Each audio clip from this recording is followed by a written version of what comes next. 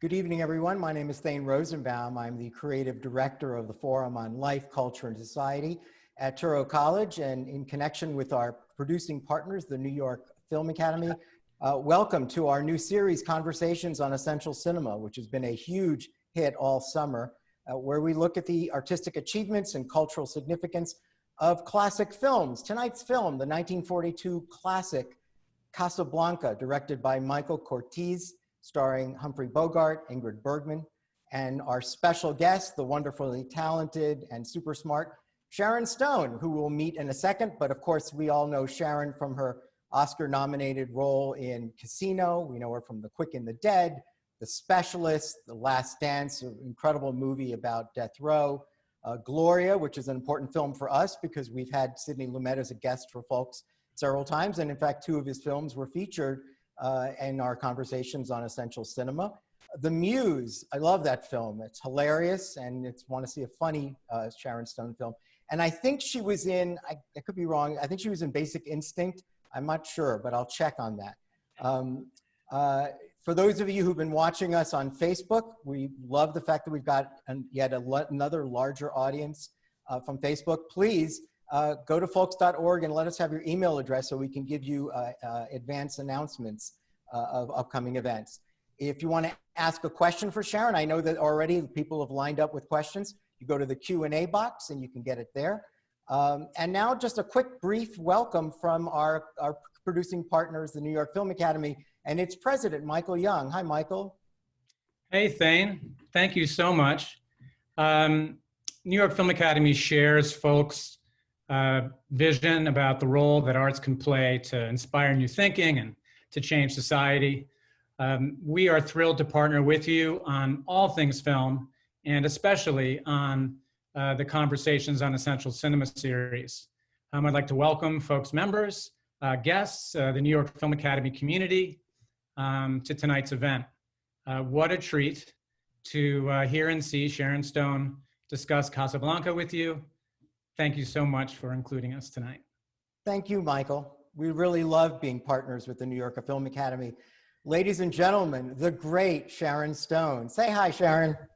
Hi, guys. Hi. Such a pleasure to be here with this film in particular. And you are the perfect person to actually speak about this film on a number of levels. You know, this film winds up number one on a number of all-time films lists. The Writers Guild of America has listed the screenplay as the greatest screenplay ever written. The American Film Institute has listed them as the #2 best film. It's the #1 best passion film. I think the AFI has Rick Blaine, Humphrey Bogart's character, the #4 all-time movie hero. That would put him just behind, let me see, Atticus Finch, Indiana Jones, and James Bond. And even song, I think, is in the top 5. Why do you think this is such an enduring classic? What do you think is, as an actress and a film watcher as well, what makes it so special? Because I think the film addresses all the things that we really care about. It's a film about love. It's a film about loyalty. And then when we get into love and loyalty, we get into patriotism. And it's a film about being a patriotism. And it's a film about doing the right thing. And it's a film about not doing the wrong thing. And these are two distinctly separate things, but things that can go together. And it's just so beautiful. And the dialogue, I think the reason the Directors Guild and the Writers Guild are so in love with this film is because the dialogue is very tight. It's very succinct. It's not overwordy, but everything that's said has great meaning. And because the film was written with a lot of double entendres, which I think were very key to the time, because we weren't allowed to say what we meant in those times. And I think it's very wonderful to be able to say what you mean and say something else too. So, you know, you're right. It captures all of those ideas, but the film is many things. It's a historical drama. It's a romance film. I find it, you know, some of the dialogue, Sharon, is hilarious. I mean, I think it's, you know, really funny. Yeah, I mean, he's just like any other man, only more so. It's a great line. Yeah, I like the line where he says to Captain Renault, you're very democratic when it comes to women. To women. I thought that would be a great line for one of the candidates to use. Yes, exactly. It's you're very democratic when it comes to women. I actually wrote that down because I thought that was really great. And I also thought yeah, go ahead. Go ahead. I was going to say, I love the one where he says it would be a miracle to get a visa out of Casablanca, and the Germans have outlawed miracles. Yes, yes, I think that that's really, really what's important to us right now. And I think that everyone should see Casablanca before they vote, because it's really, this film is very important to what's happening to us right now and what's happening all over the world. Anytime you go to a war zone, you see a lot of the similarities happening, and some of the same things that we see in this film are things that are creeping up on us here now in America. And I really think that people should look at this film to check in with their feelings about how they feel about things that are happening here now.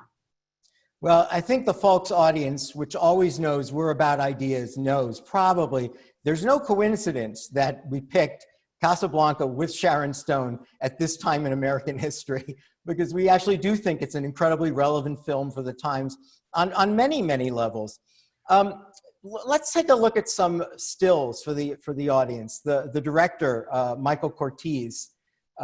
It's interesting. This is sort of the first batch of film. Yeah, there's Michael Curtiz. So people don't remember that this film there's almost no Americans involved in it. Michael Curtiz was a Hungarian refugee. During the time of the shooting of this film, the making of this film, his relatives, Jewish people living in Hungary, were being rounded up and taken to concentration camps. Well, actually, not quite yet, because Hungary. You have to realize there was a woman arrested just today here in America, a doctor, for saying that she would not give Jews the correct medication. Right. And I mean, so this is not that far away. It's not that far away from the issues we're facing right here and now. There's no doubt when Curtiz was making the film, he knew that Hungary also will be eventually occupied, and they'll also be evacuating their Jews. And he did lose his entire family. Let's see, the screenwriters, they're interesting. They're Epstein brothers. Twins. Yeah, the twins, the Epsteins. Did we see that yet, Shervin? There they are. The Epsteins are interesting on a lot of levels, because the film, as you said, is so witty and so smart on many levels. By the way, there's some interesting things about the Epsteins. One of them is the father of the novelist Leslie Epstein and the grandfather of the TV showrunner Anya Epstein, and the general manager of the Chicago Cubs, Theo Epstein. So the Epstein brothers have Epsteins. Yeah, the good Epsteins, right. So let's go back to a moment where you said about dialogue. I'm interested in your sense of screenplays. What's most important to an actor? I look at this and I think, I was going to say, is it plot? Is it the story that's important? Is it the words that the actor gets to say? Or is it the characterization, the development of the character, or all of those things? Because I think this film captures all those ideas. There are many elements that make a good scene. And one of the things I particularly like is the setup of the glass falling over. Wow. And because it's called show business, not tell business. So it's can not you always remind the audience the scene? Just the script. So what happens is when the first arrest happens, and this is Ugarte, the Peter Lorre character. When they come in to arrest Peter Lorre, and this whole scuffle takes place, and he's faced with that emotion of he's going to go.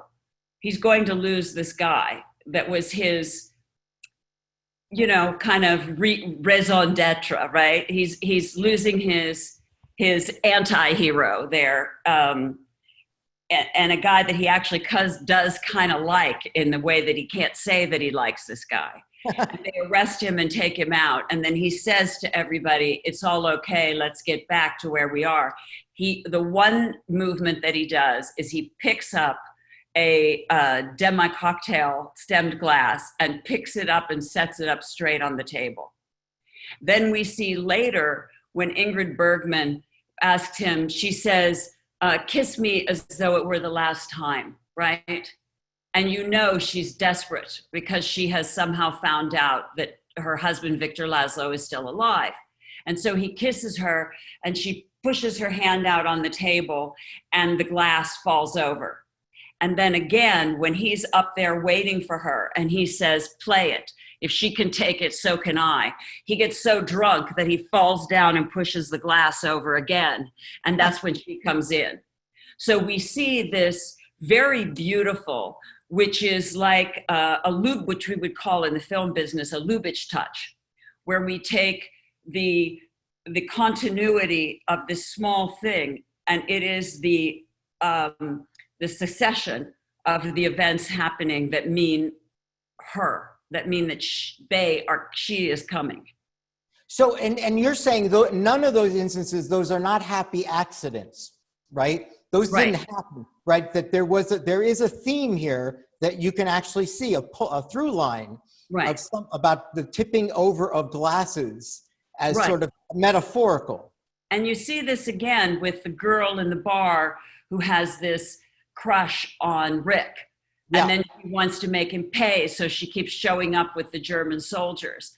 But then again, when they sing the Marseillaise, she's the one that stands up with tears in her eyes, singing with the soldiers in the bar, realizing again who she is and that this is her real love for Rick.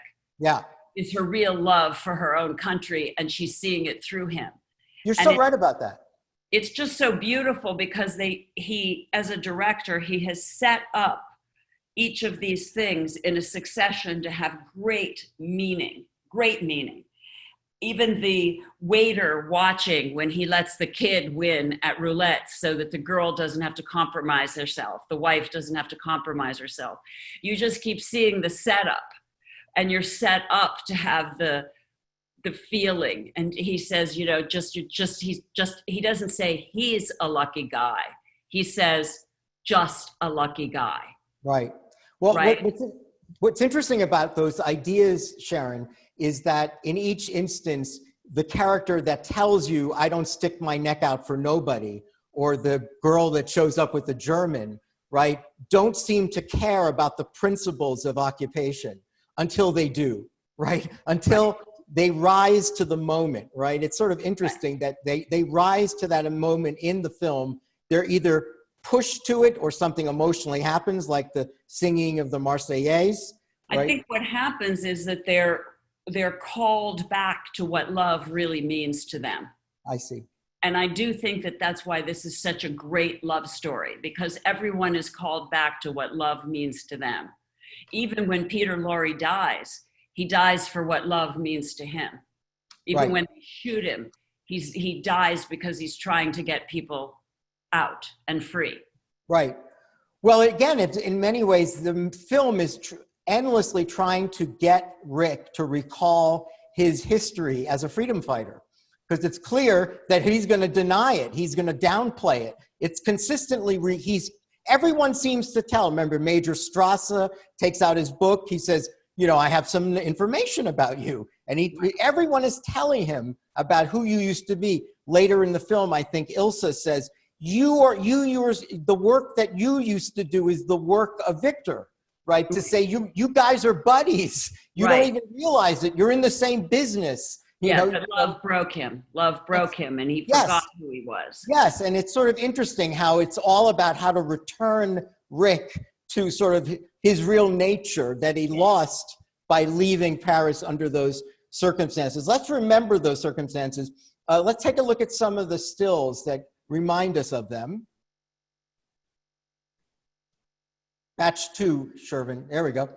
So that's, looks like stock footage of the invasion of Paris, right? The tank. That's that really great scene in that Paris cafe where they're reading the paper and finding out that the Germans or Nazis are 2 days away. There's Major Strasse. People don't really remember the history so much, right? I mean, they're remembering how quickly France fell.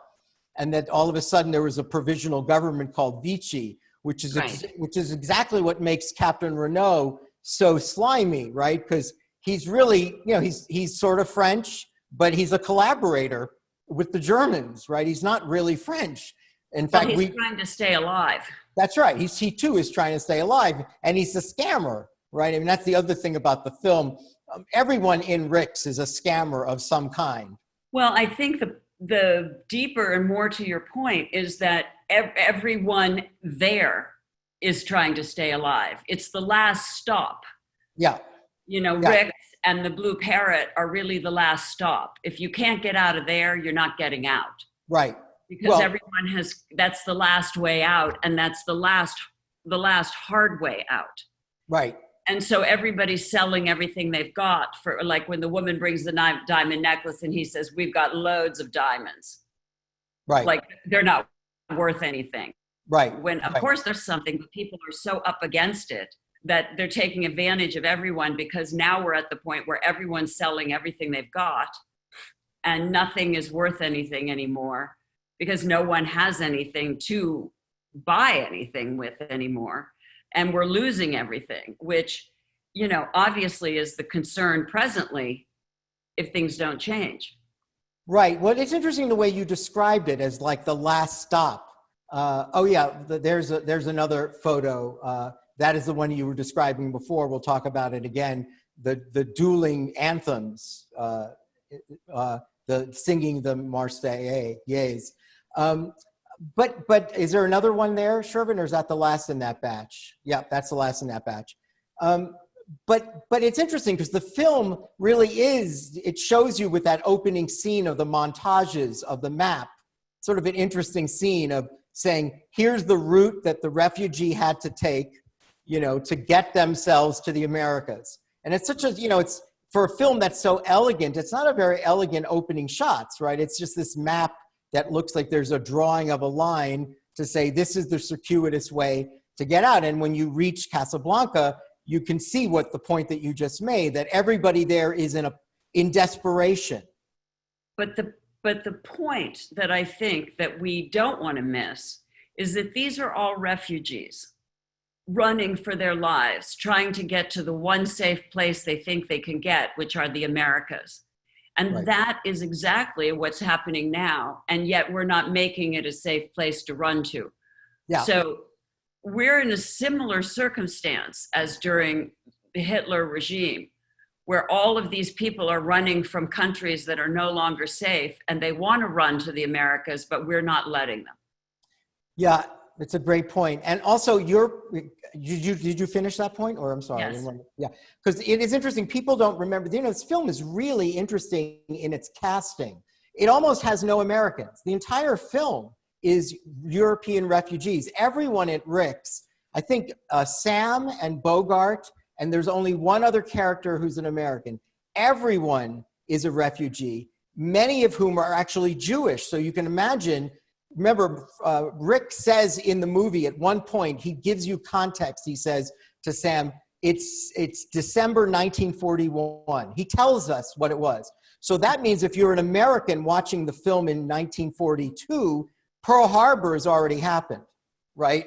I mean, it's really historically loaded for the Americans, right? And so we know this is the brilliance of casting Ingrid Bergman. Right. And also the room filled with refugees who, when they're crying, when they're singing the Marseillaise, they really probably are crying because they recognize how meaningful it is to resist in any way you can resist. And they understand what's actually happening in Europe because, let's say for Jews, when this film comes out in 1942, it was really released in 43, early 43 to a national release. Most of Americans, because the story of the Holocaust was not even reported. So that for most people really didn't understand what was happening to Jews, pretty much, Sharon, except for the people in the movie who were Jews, who knew what was happening to their relatives, which I think is a little subtext to this film that makes it really very powerful, that the past understood. It was like the premonitions of the future, that they understood, the director understood. Peter Lorre was a Hungarian Jew. They all lost their family members in there. I'm sure that's why so many great actors like Sidney Greenstreet, yes, Laurie agreed to play such smaller parts. Yes, good point. You know, because Jack Peter Benny Lorre's part was quite small, but I'm sure it was so meaningful to him to play it. Everyone wanted in. Jack Benny is a waiter. It's one of the little anecdotes. You know, Jack Benny is in there somewhere. It's also another piece to it. I said before about, you know, the AFI's listing of, you know, Rick Blaine as the fourth greatest Hollywood hero. You know, we think of, and you've been a movie star for so long, Sharon, you know, heroes have to wear capes. You know, today it's the Avengers series, you know, big budget movies, you know, all are superhero films. What's interesting here is this is a film, Laszlo is an intellectual, right? He's a writer, right? He's not a warrior in the conventional sense. You know, Rick is a saloon owner. It's interesting that, yeah, exactly, that it's a resistance. He says that in the film, which I think is very, it's very sophisticated. Wait, say that again. What he says, what in the film? Ingrid Bergman says that he's a peaceful warrior. Oh, yes, good point. And I think that's a very sophisticated thing to say at that period. Yeah, that's what I'm saying, that it is interesting for a film that is released essentially while America is in World War II, that doesn't really show any combat, right? That it's showing a much, as you would say, a more sophisticated way of resistance, right? You know, in a kind of anti-fascist way. Also, you know, I think people remember that the film is released in early January when, this is sort of a little historical anecdote, that Roosevelt and Churchill met at something called the Casablanca Conference. This was one of the reasons they called it Casablanca, because they wanted to release the film at the time that the United States and the Allied powers, including the French, were heading off to liberate North Africa. So it's sort of an interesting little anecdote. There's no D-Day yet. We're not in Europe, but we are on our way to Morocco, right?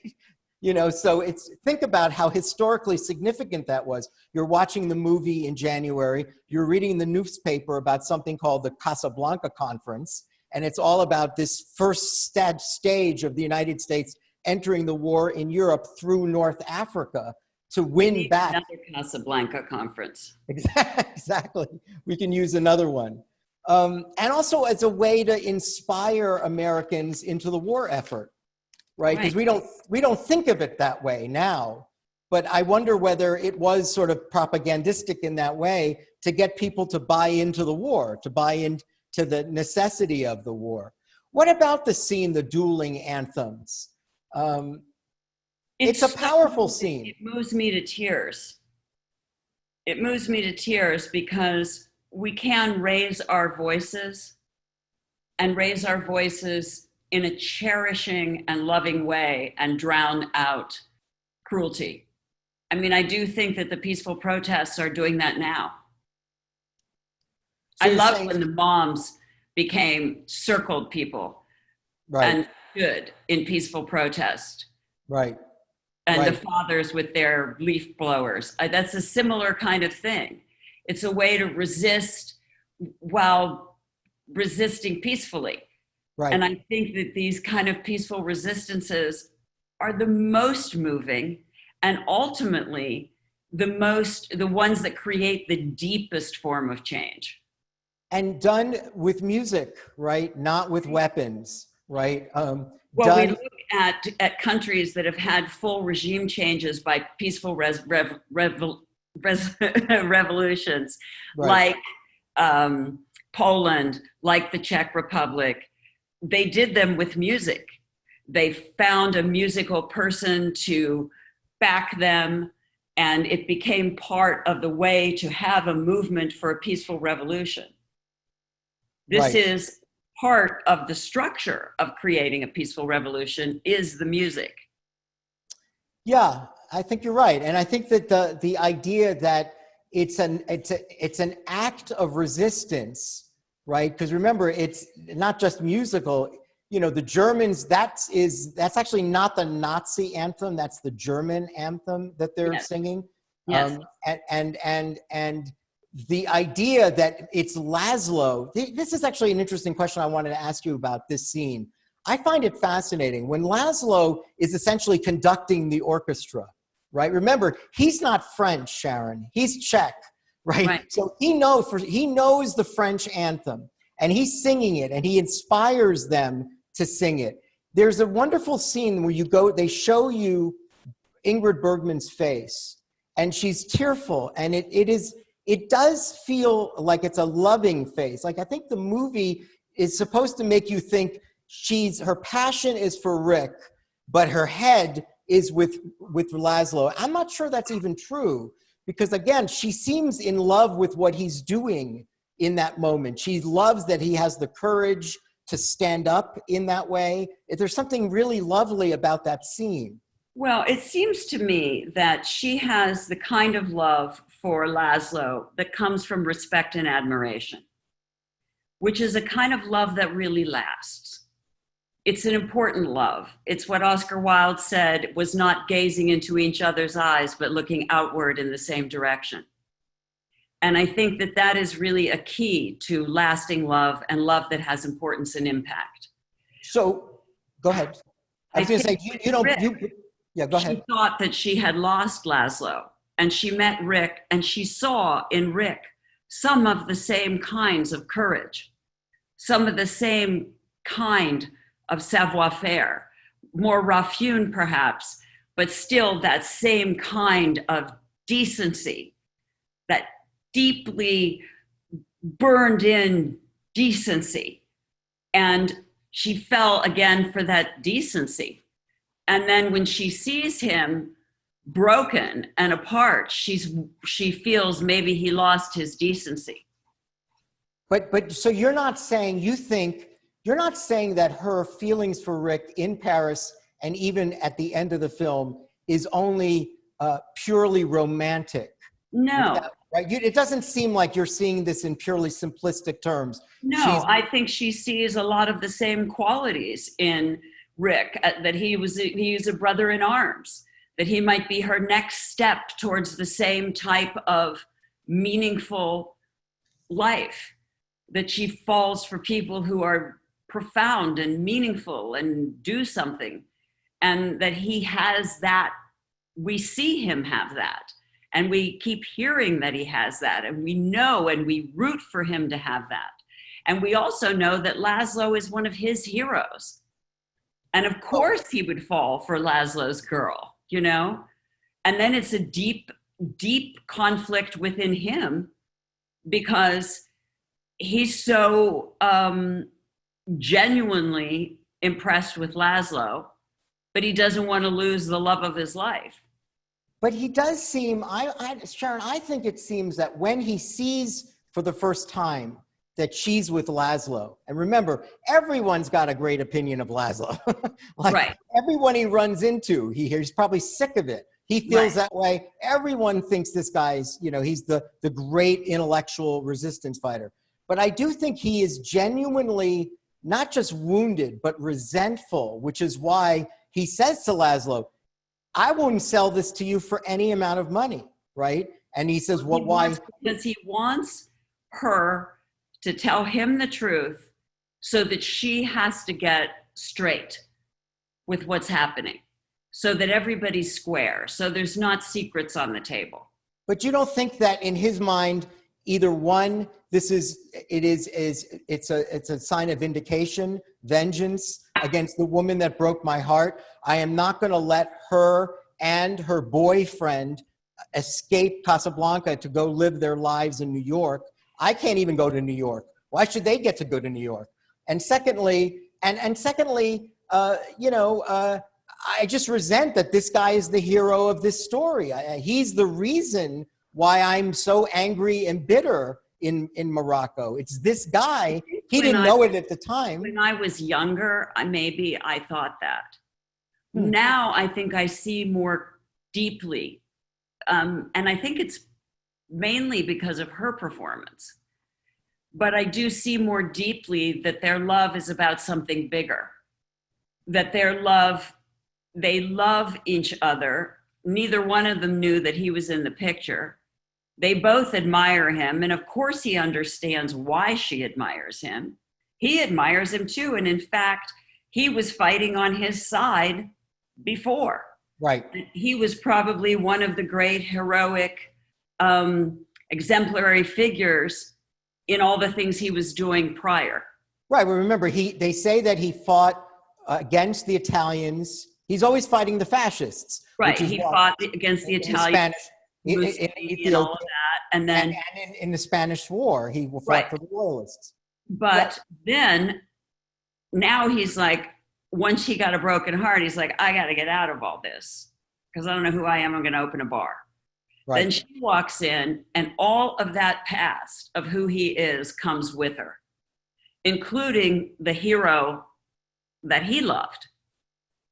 And it's really difficult when she's with your hero. Right, right. And everybody's reminding you that he's their hero. Right. So he has to fight not only his love, but his ego. Right. To once again, determine what is the bigger point of love and what is the bigger meaning of loyalty. And you're right, because he does ask this, it's like an existential question when he asks Sam when he's drunk. He says, what is it, all the gin joints and saloons, why does she have to walk into mine? Right? As if to say, this is a moment of confrontation that I wasn't ready for. Right, that I hoped would never come. Yeah, I'm not ready to face all of this. This is now very loaded. France is occupied. We are in a war. He keeps saying, I am neutral. I don't stick my neck out for nobody. I love the image. It's funny that you made me think of that when you talked about the glasses, the tipped over glasses. I thought it's an interesting little metaphor that he refuses to sit with any of his patrons. Right. As if to say, I'm neutral. I'm not with any of you. With anyone, yet he did have to sit down with the Germans. Exactly. He sat down with the Germans. Right. Because and that's when. What choice do you have? And Captain Renault says, this is truly, he says, here's a special thing. He would never ordinarily sit with us. Yes. He's breaking he's breaking with tradition. But I think in a way it is, the movie in many ways, once they walk into the saloon, is very much a challenge to Rick that he is going to face these demons and he may be able to find himself again, right? Because, as she says to him later, she says, I see the way you are now and you seem to have lost, everything. And so it's the hateful way you looked at me. That's right. The hateful way you looked at me. But I wonder whether Rick knows that he is on the way back, that this is forcing him to return. It's like PTSD, he's having now episodes. Right. And that this is on his way to returning to who, the more essential nature of who they were. Well, I mean, these clues are set in, and this is what makes this such a beautiful script. These clues are written so particularly that when the very moment we are introduced Sam, as we go by Sam, he is singing, nobody else gave me a thrill, right? Yeah. And he only sings 2 lines of that song. Wow. And then he goes into another song. He doesn't sing the whole song. He's not singing the whole song. He just sings, nobody else gave me a thrill, and one other line, and then he goes completely into another song. But as you go by him, he's leaning back in the way he's going to sing to her, and nobody else gave me a thrill. And then you go by him and he goes into another song. So you already are set up to see, well, who gave you a thrill? So every single clue is set in this film by this director, and the specificity of the writing, which is done in such precise small bits. Good catch, Sharon Stone. I love that, the use of that lyric, right? It just seems like I'd never noticed that before, but it is exactly the one line that would have been most descriptive for Rick of those days in Paris. No one would else have given me that thrill. And also your faults. Right. I love you still. Cut. Right. And then he goes into another song. But why does she want to hear it again? You know, I've always That's wondered. not what she wants to hear. I But know. that's the first time we ever see Sam. We're introduced to the situation, which is nobody else gave me a thrill. With all your faults, I love you still. Then we're introduced to Rick's place, the problems, the situation. And this is long before she comes in and he plays the standard that they love. When he plays, Even before that, they play Knock on Wood. Right. And Knock on Wood is, again, a very important song and a key song and a song that could be remade right now. Who's unhappy? We're unhappy. How unhappy? Oh, very unhappy. What do you do to get out of that? Knock on wood. Who's in trouble? We're in trouble. How much trouble? Lots of trouble. You know what I mean? This calling refrain is a very unusual style of song to have in the 40s, a call and refrain, almost like a gospel song. Right. In a club, but it expresses so profoundly how everyone feels about the situation they're in there. Right. We're unhappy. We're so unhappy. We're in trouble, so much trouble. We don't have any money, not any. You know, it's a very specific, structured call and refrain to explain everybody in the bar's interwoven circumstances, no matter which side you're on. Without overtly signaling to the Nazis that this is about that, right? That it's much deeper. You know, it seems like a funny, you know, a cute song that everyone's enjoying, but they're not enjoying because the message of it is we are unhappy. And then we have ways that people knocked and were able to give signals to each other during that time. Why, this question I was thinking about a moment ago, why does Ilsa want to hear Sam sing the song again? Doesn't she similarly have feelings like Rick, you know, where he doesn't want to hear it again? She's walking in with her husband. You said this is the last stop. You know, this is the act of desperation. They're probably nervous as all hell to go into this place. She is slowly figuring out the minute she sees Sam, whoa, Rick might be somewhere around here. And by the way, I never accepted the line where she says, who's Rick? And he says, why, madame, you're in Rick's. This is called Rick's, right? So it's as if she didn't notice the name Rick when she walked in. But if she did, she went, okay, Rick, and there's Sam, you know, and so yet she goes to Sam. She literally moves over to him and says, please play the song. And he refuses to play. Why do you think she wants to hear it? Because I think that he was the love of her life. When she explains that Laszlo, that she was this young, idealistic girl, and he taught her everything and showed her everything and opened a world and an extraordinary world that she could respect and admire and be a part of and be it with him. And you see the way she looks at him when he sings the national anthem, like, this man is brilliant and gutsy and cool, and God, he's so brave, and he stands up to those fucking Nazis. And she's looking at him like, wow, you know, he could be her dad, he could be her brother, he could be, he's family that has raised her up to become who she is. But was he her first love? No, he was her mentor that she fell for in the circumstances that they were with. But did she just meet him and fall for him like she fell for Rick? No. Was there the pheromones and all of that happening? I would say no. But I would say that they love each other because they have shared conviction. So idealism triumphs over passion. In that relationship, yes. And I think it's bigger than idealism because they're succeeding.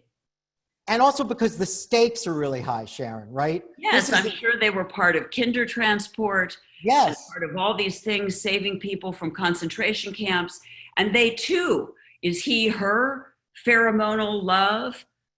Doesn't look like it either. Right. But and it looks like they're in it to win it for something that's bigger than them. So tell me this, could the one of the plot points which gets twisted in later at the end have actually happened, where that basically she chooses to leave with Rick on the plane? Now I can tell you one thing, the Hollywood production codes literally, Sharon, had a rule that married women were not supposed to, in film, leave their husbands for someone else. So there was actually technically a rule in Hollywood that wouldn't. But I'm wondering whether the audience could have accepted that, right? I know that there was an alternate ending that they chose not to shoot, where Laszlo gets killed by the Gestapo, which frees the lovers to leave, right? So, and then she's no longer married, and so they can get by that.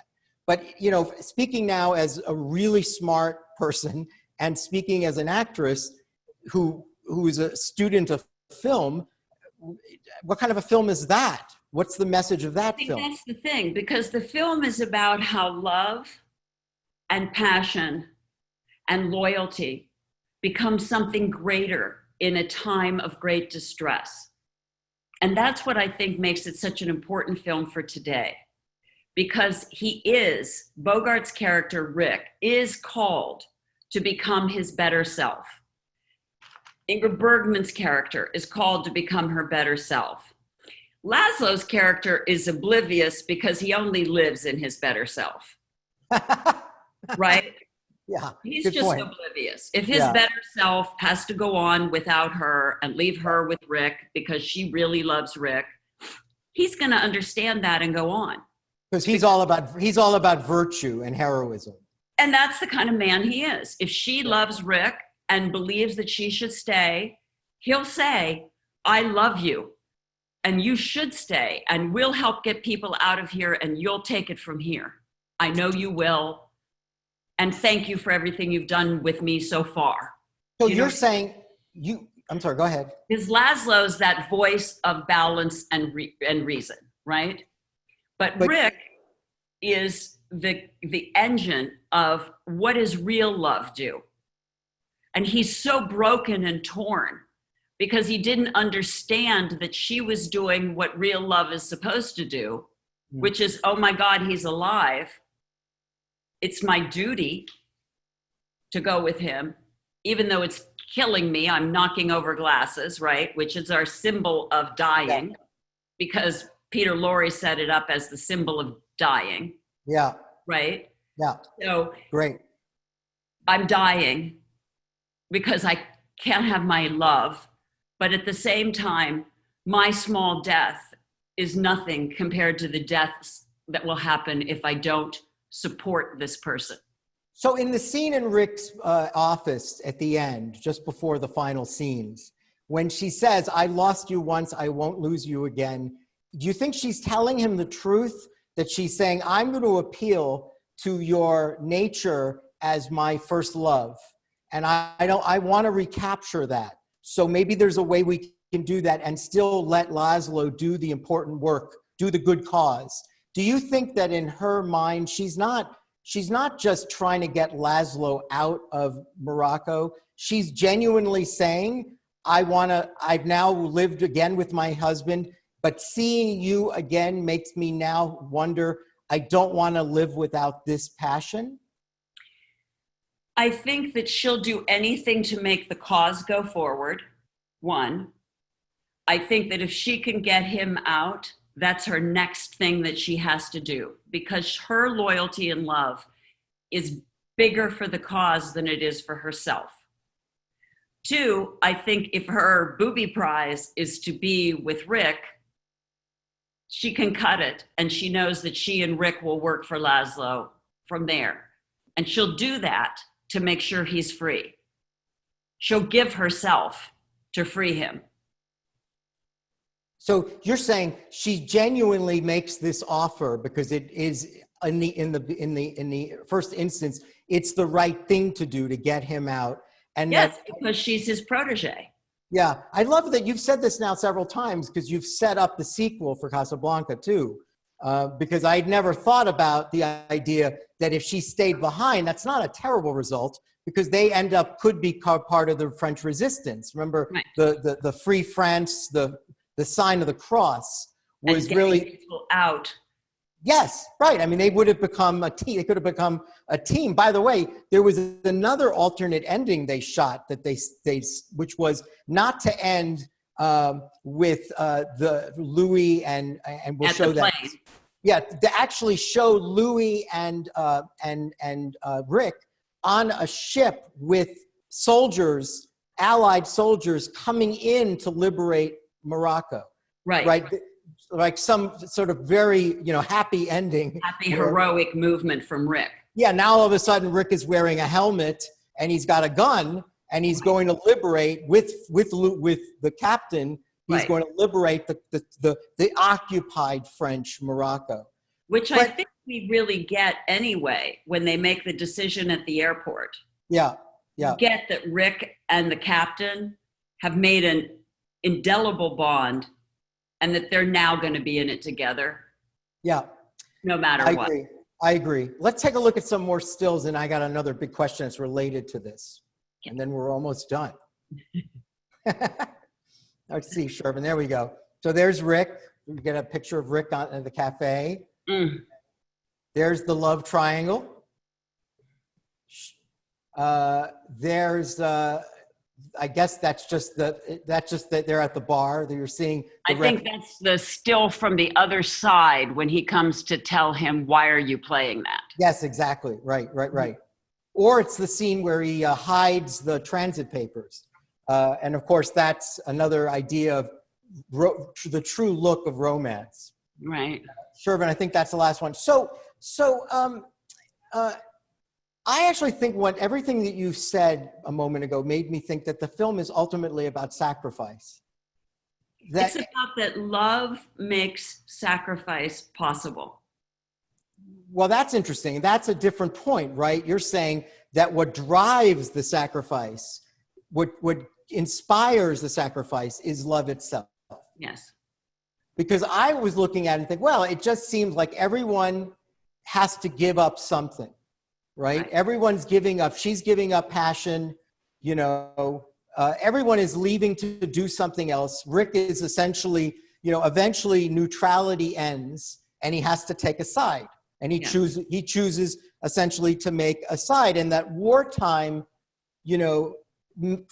forces sacrifice, especially with respect to love and romance because of the greater good. And by the way, Sharon, given the historical timing, again, people are being drafted or going into the army at this point, right?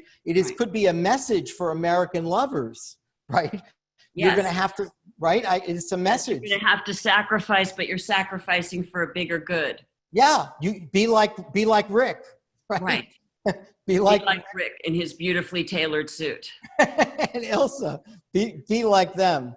Or at worst, if you've made mistakes, if you're like the girl who chased Rick at the bar and showed off with the wrong side to get attention, now's your chance to stand up and do the right thing.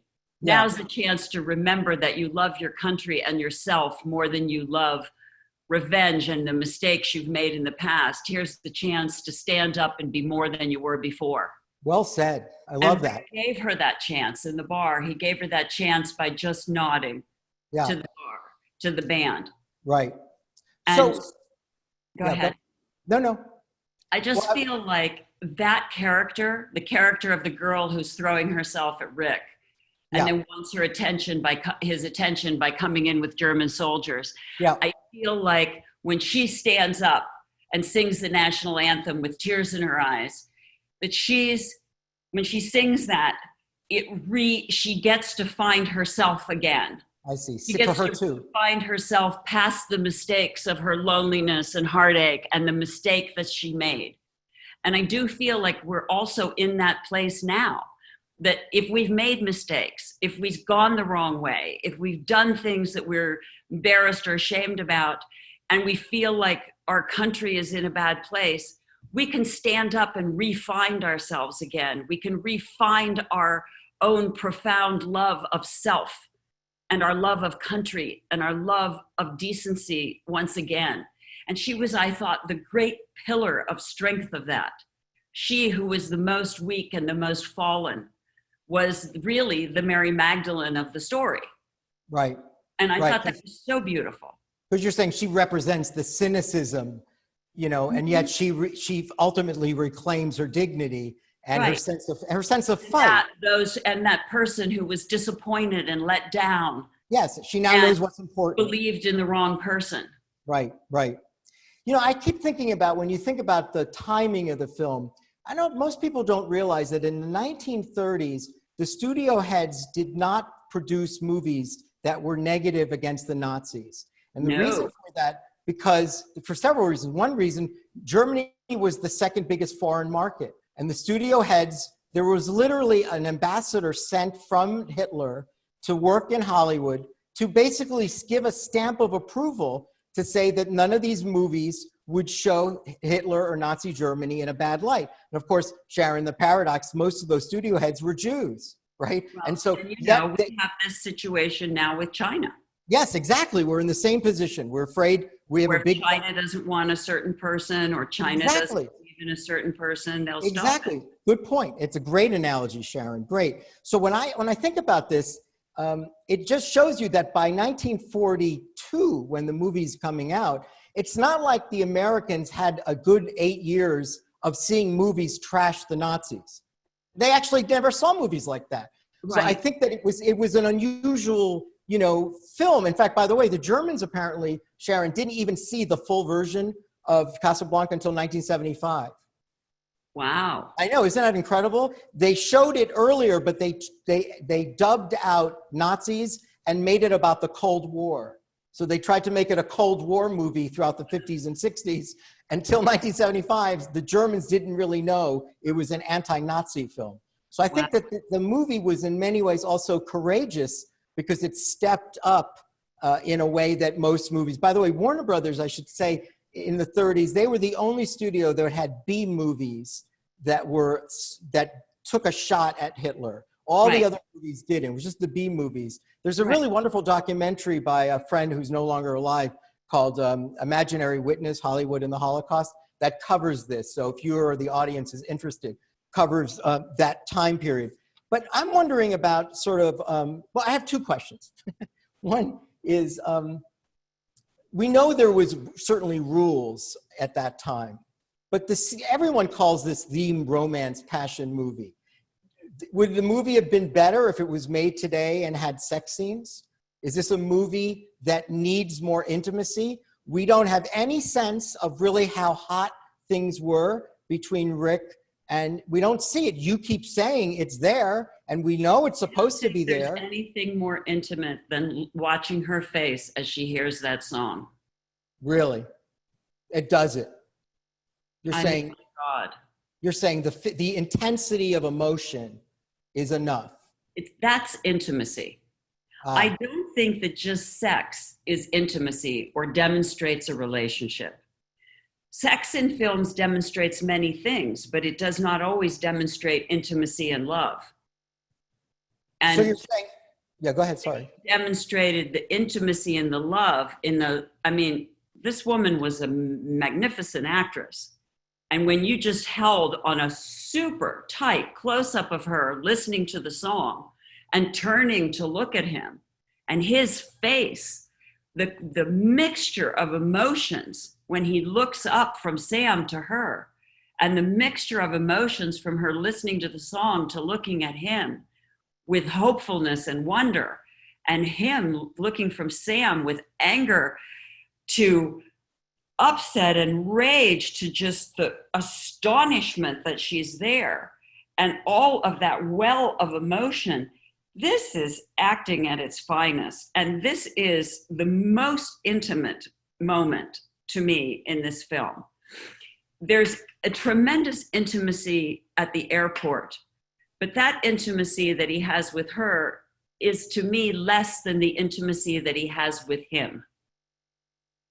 Because he's entrusting his greatest love to his hero. Yeah. But he says something that I don't buy. It's considered one of the great lines in movie history, Sharon, "We'll always have Paris." And then he says, the second part, which I don't buy, he says, "We'll only have Paris. We lost it, but last night we got it back." And I don't know. Now you're saying, well, Thane, that was the glass falling. That was a very intense moment where, she's saying to him, we could maybe restart this. Just let's get Laszlo out, or right. I just think it seems there's something about that line that is, it's not that it's disingenuous. He got it back because he understood that she would do anything for love. And that she loved him when she didn't know Laszlo was alive. I see. And now she's going to the two men that she loves, basically trying to get them to tell her, what am I going to do now? You must help this revolution. Right. I can't be the thing that stalls this revolution. You guys have this ability to move this forward. Let me be the person that creates the alacrity in this movement. Let me be the person that greases the wheel here. Let me be the person that makes this happen. You are a hero. He is a hero. What we had was so remarkable and so special. Let it mean something. And I think he sees in her the depth of her, where before he just was so broken that he thought she just screwed him over.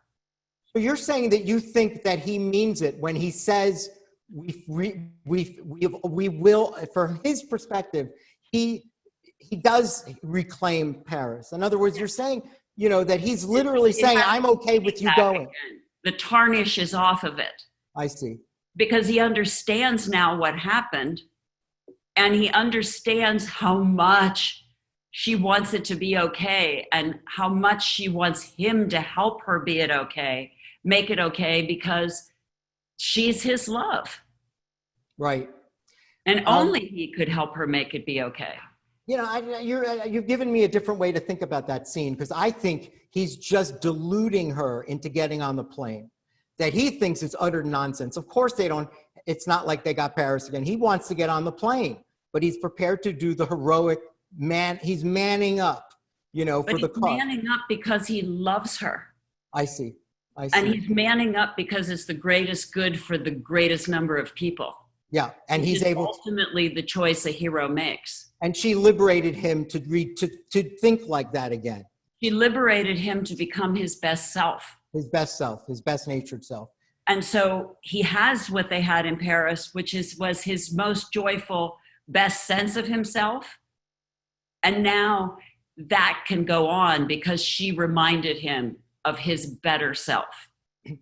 Let's, I have one, before we take questions from the audience, just one or two. What I find interesting about that last scenes as well is that she doesn't know that Captain Renault is going to come up with round up the usual suspects. Right. She has every reason to believe that Rick is going to be sent to a concentration camp. Right. I mean, really think about that. It's not like she's sending him back to Rick's. He's already sold it to the Sidney Greenstein character, to the Blue Parrot. The fall so that they can do their work. Yeah, and you know what, Sharon, in many ways, the movie is very much like A Tale of Two Cities. It ends like that, right? Sidney Carton steps into the seat of Charles Darnay. Charles Darnay takes Lucy Manette back to London.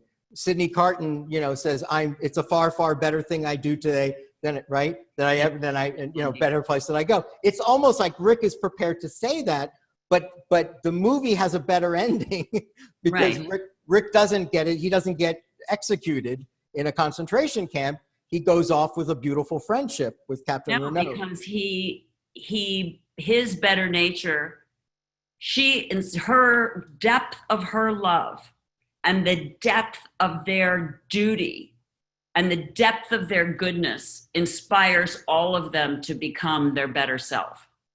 Right. question, and we'll say closing remarks and say goodnight to Sharon. Did Casablanca revolutionize the image of love or romantic scenes? This is from Jason Wynn.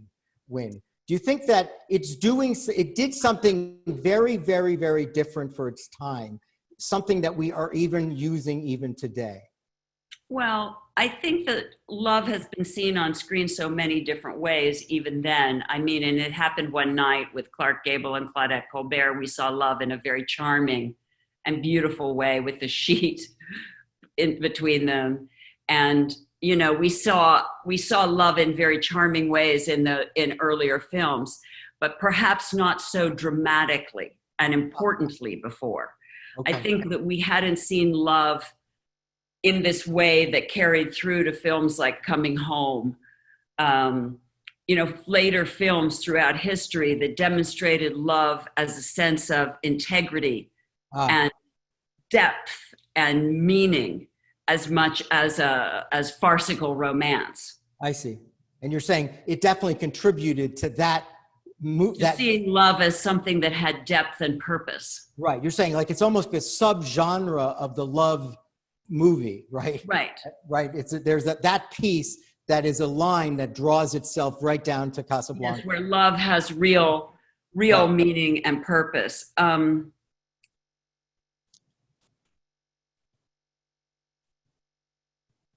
I just think when we start looking, I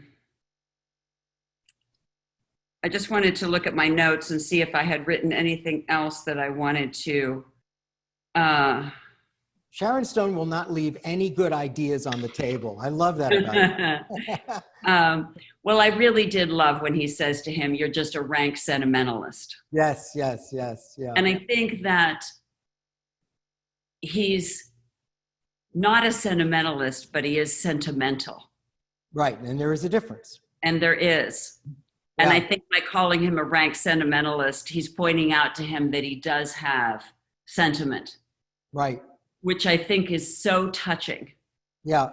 And I think it's very touching throughout the film when we see him do all these sort of small, tender gestures throughout the film. Which explains, Sharon, the end scene with the beautiful friendship, right? Because it almost says the two great cynics of this movie are actually reformers, you know? They're also the two greatest, tenderest hearts. Exactly. They're softies underneath. And in the end, they actually do the right thing, and they're going to go off together, you know, to be resistance fighters. All right, before we say good night to Sharon, let's just do one quick announcements. Shervin, I think we have an upcoming event.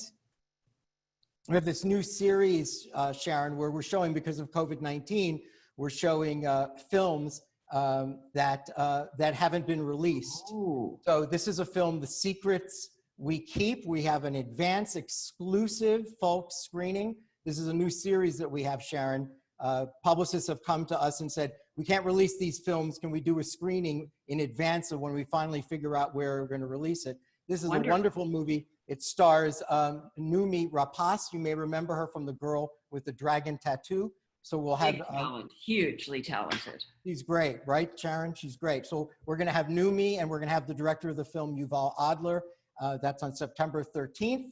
So that's our next event. And of course, it's important to, there you go. It's important to, if we don't have your email address, go to folks.org, because we'll have a whole bunch of events all throughout the fall that you'll be able to see, and we'll send you notices about it. As you know, this has been free of charge. These events, especially tonight's with Sharon Stone, which I think you all agree was just fabulous.